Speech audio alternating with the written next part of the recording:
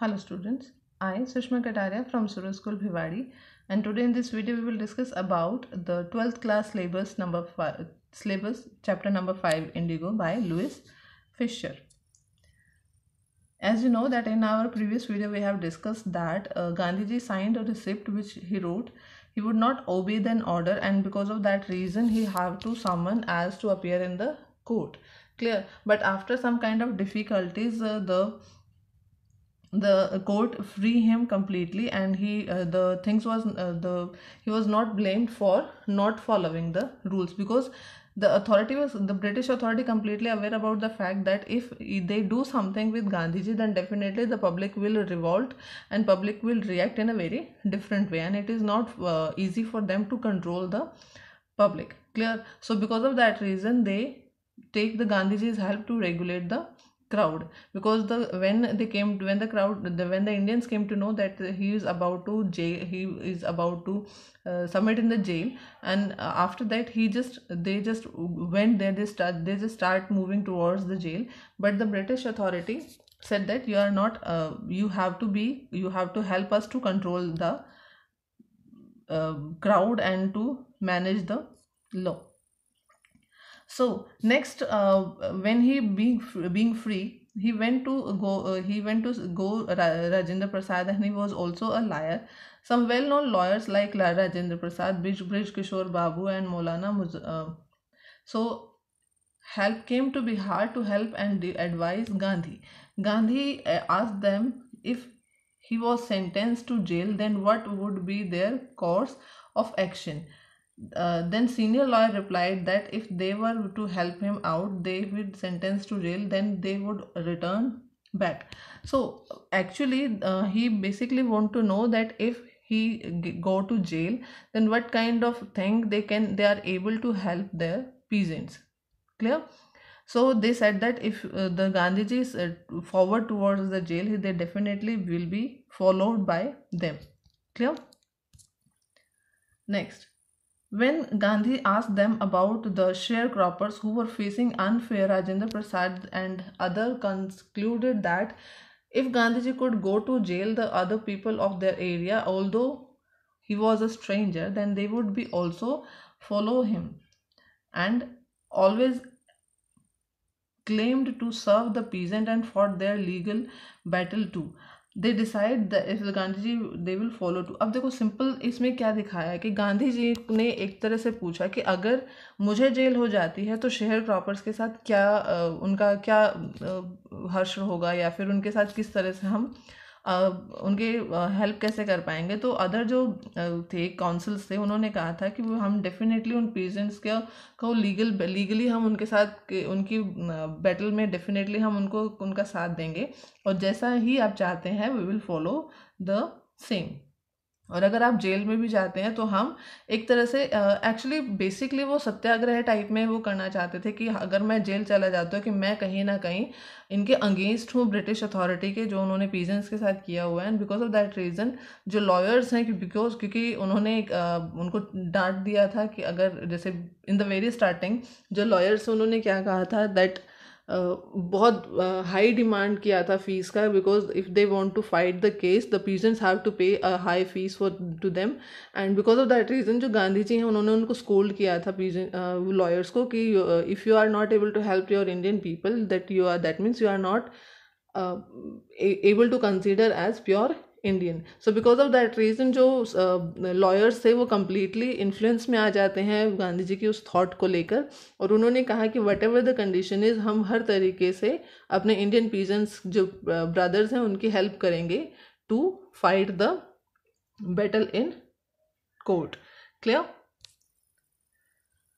So on hearing this, Gandhiji said that their struggle for Champaran peasants have been won.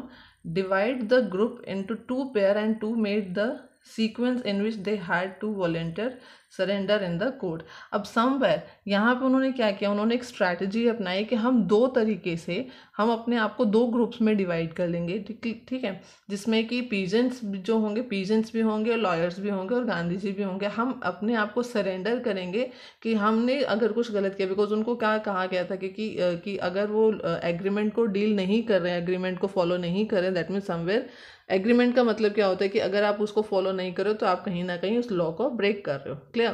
तो जब उन्होंने villagers को बोला, peasants को बोला कि डोंट फॉलो द एग्रीमेंट और अपने आप को सरेंडर करो टू फिल द जेल, वो कहते हैं जेल भरो एक तरह से, वो वाली कंडीशन थी।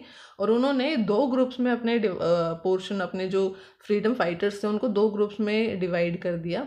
एक ग्रुप अगर अंदर चल जाता है तो बाहर से जो दूसरा ग्रुप है वो कहीं ना कहीं उनके राइट्स के लिए फाइट करेगा against the Britisher. So this kind of strategy was adopted by the Gandhi. After some days the magistrate sent a letter to Gandhi in which he was written the case against him had been taken back। एक जो case था उनके against कि उन्होंने सम्मन को accept नहीं किया था और एक रिसिप्ट उनको दे दिया गया था, तो वहाँ पे, और जिसके लिए उनको जेल में अपीयर होना था, तो उस केस से उनको कम्प्लीटली आज़ाद कर दिया गया और वो केस को वापस ले लिया गया। एक्चुअली जो ब्रिटिश अथॉरिटी थी वो नहीं चाहती थी कि वो किसी भी तरीके से गांधी जी को हार्म करे, क्योंकि अगर वो गांधी जी को हल्का भी हार्म वगैरह होता है या कुछ कंडीशंस उनके साथ बेकार होती हैं या बुरी होती हैं, देन डेफिनेटली जो इंडियन है वो कहीं ना कहीं बहुत अलग तरीके से रिएक्ट करेंगे and it is not good for the British authority. So taking all these things they just free the Gandhi from that case.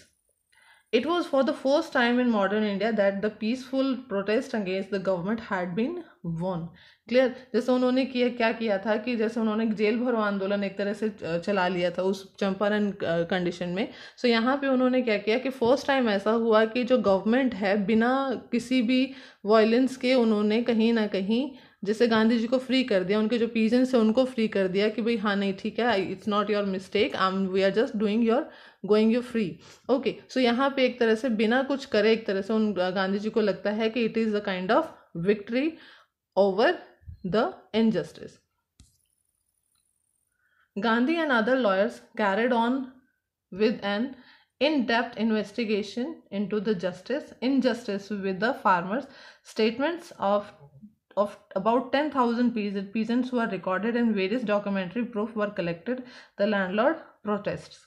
Okay, so यहाँ पे उन्होंने क्या किया, गांधी जी ने जितने भी एविडेंस थे, जितने भी एलिमेंट थे, उन्होंने उनको कलेक्ट किया। जैसे मैंने बताया था कि before they went to Champaran, उन्होंने मुजफ्फरपुर में जाके सारे अथॉरिटीज़ के साथ डीलिंग की थी, जो भी ब्रिटिश लैंडलॉर्ड से उनके साथ उन्होंने डील किया था, उनके साथ जितने भी इंफॉर्मेशन थे उनको कलेक्ट किया। फिर वहाँ पे उन्होंने जो थाउजेंड्स ऑफ पीजेंट्स थे उनके स्टेटमेंट्स को लिखा, उनके स्टेटमेंट्स को एक प्रॉपर एक फाइलिंग के अकॉर्डिंग उन्होंने उस चीज़ को जस्टिफाई करने की कोशिश की।